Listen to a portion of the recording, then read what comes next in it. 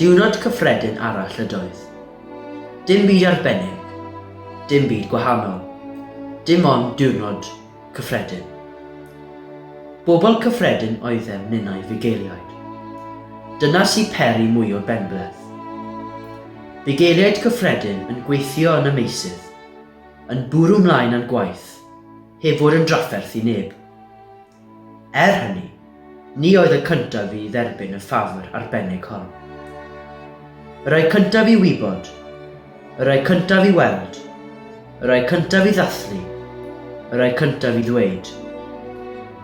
Dydw i ddim yn siŵr beth ddigwyddodd. Un munud, yr oedd y nos yn troi yn cwmpas, a'r funud nesaf, yr oedd yn olau dydd. Un munud, yr oedd yn edrych mlaen at fynd adref ar ôl diwrnod y waith. A'r funud nesaf, yr oedd yn mynd ar frys i Bethlehem. Wedi cyrraedd, cawsom y cyfan fel y dwedyn wrthyn. Nid Jerusalem, ond Bethlehem. Nid tywysog ar ei orsedd, ond baban mewn preseb.